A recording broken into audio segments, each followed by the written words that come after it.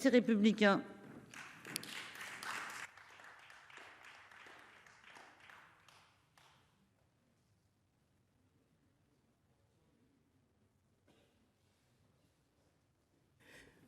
Merci Madame la Présidente, Monsieur le Ministre, mes chers collègues, Monsieur le Président de mon groupe, Monsieur Patrick Kanner, à titre liminaire, je me réjouis de l'initiative du groupe socialiste, écologiste et républicain auquel j'appartiens qui a souhaité l'organisation de ce débat sur l'état de la justice dans les Outre-mer.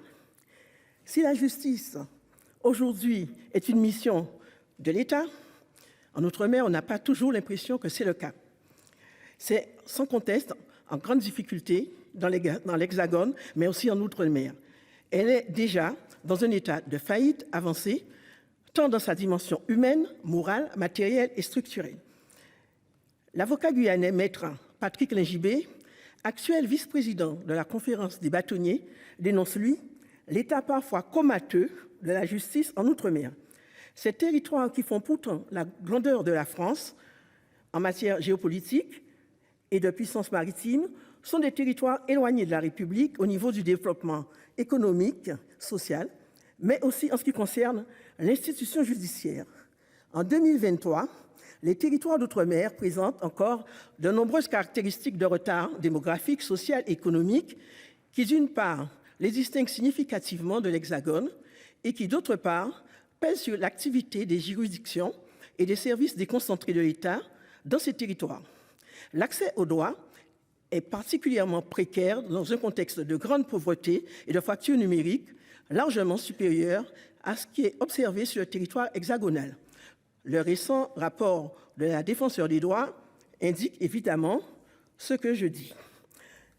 L'accès au droit est un principe fondateur de l'État de droit, dont les garanties fondamentales est de garantir à tous un accès égal à toutes les prestations de justice existantes dans une société démocratique. Et l'aide juridictionnelle permet à celles et à ceux qui n'en ont pas les moyens de faire valoir de manière effective leurs droits auprès des juridictions. Mais la réalité est parfois tout autre pour les justiciables des territoires ultramarins. Ils n'ont pas accès à leurs droits parce qu'ils ont eu tort de vivre sur des territoires considérés comme trop éloignés. À titre d'exemple, il faut savoir que les citoyens et les citoyennes habitant Wallis et Futuna, mais aussi Saint-Pierre-et-Miquelon, n'ont pas forcément accès à un avocat quand ils en ont besoin. Ainsi, des personnes placées en garde à vue n'ont aucune possibilité d'avoir un avocat à leur côté à cause de l'éloignement. Quant à la fracture numérique, elle existe bel et bien en Outre-mer. Or, le gouvernement a annoncé un plan de transformation numérique avec à l'horizon 2027, un ministère de la Justice entièrement numérisé, donc zéro papier. Cet objectif optimiste contraste radicalement avec les réalités ultramarines puisque cette digitalisation de l'institution judiciaire pensée par la chancellerie est profondément inadaptée pour les Outre-mer en ce moment. Un rapport d'information du Sénat fait au nom de la délégation aux Outre-mer par le président Stéphane Artano et les sénatrices Viviane Artigalas et Nassima Dindar du 9 juillet 2020 a mis en exergue les différentes difficultés qui sont désastreuses d'ailleurs lors du confinement, notamment au regard de certaines parties du territoire ultramarin qui sont restées isolées à cause des réseaux Internet inaccessibles. La question des moyens humains et matériels est fondamentale également. La sous-dotation chronique des moyens dévolus à la justice en Outre-mer a fait l'objet de nombreuses alertes et de nombreuses préconisations telles que la revalorisation de l'unité de valeur au profit des avocats ultramarins qui doivent quelquefois se déplacer en avion ou en bateau pour aller défendre certains de nos concitoyens. Cela permettrait d'apporter une réponse à des justiciables qui se trouvent privés d'avocats en absence de tout dispositif de prise en charge. Dans ce contexte, la défiance importante vis-à-vis des institutions, des services judiciaires sont, en raison de leur mission régalienne, particulièrement exposés aux tensions sociales, à l'insécurité chronique qui traverse certains de nos territoires ultramarins. La crise de confiance est déjà majeure dans l'Hexagone, elle est totalement désastreuse en Outre-mer. Le dernier épisode sur le scandale du chlordécone et le non-lieu qui en résulte après les 17 années de procédure va assurément augmenter cette crise de confiance envers la République et sa justice.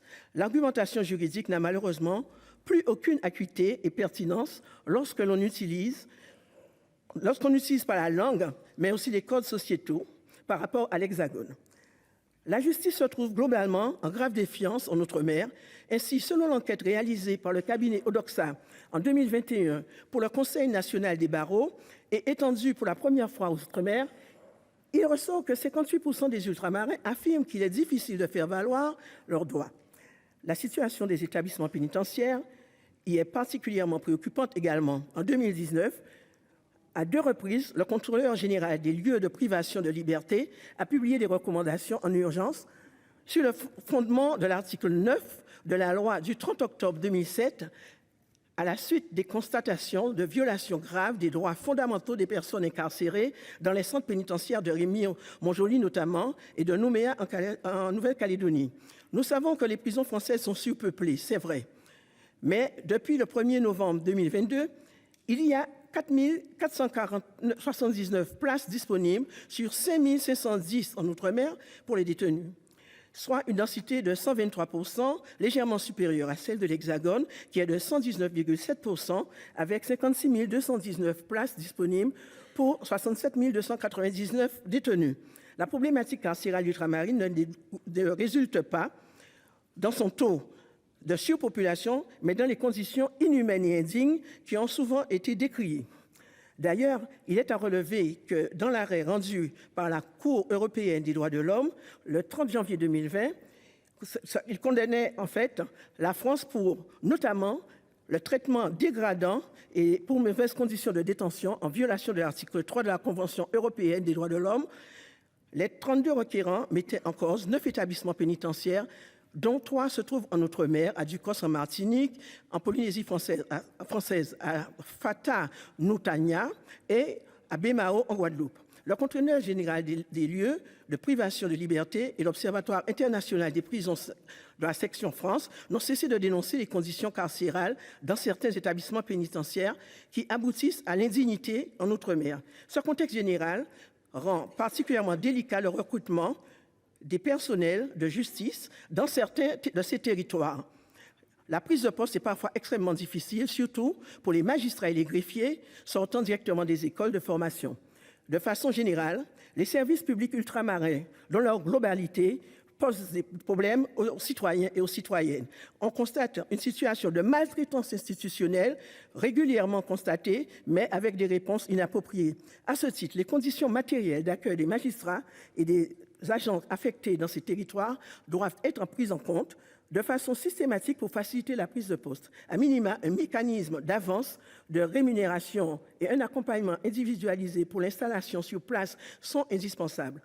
Le taux d'absentéisme dans les services judiciaires atteint un niveau supérieur à la moyenne nationale. Le taux de rotation est particulièrement élevé, l'ancienneté moyenne étant bien inférieure à celle constatée sur le plan national. Monsieur le ministre de l'Outre-mer, vous êtes présent. J'aurais souhaité également qu'à vos côtés, il y ait votre collègue, le ministre, garde des Sceaux, pour répondre également à ces problématiques. Je vous remercie d'être présent, monsieur le ministre délégué, mais il nous manque quand même un maillon de la chaîne qui a quand même son importance pour ces problématiques. Des solutions collectives sont parfaitement possibles à condition d'y mettre une volonté très forte et des moyens, notamment financiers, adaptés. Cela pourrait évidemment permettre de prendre en compte les différents principes, mais aussi réellement porter des réponses adéquates pour les populations des différents territoires d'outre-mer. Monsieur le ministre, votre gouvernement est-il prêt à répondre aux problématiques qui se posent de façon régulière dans nos territoires? Je vous remercie.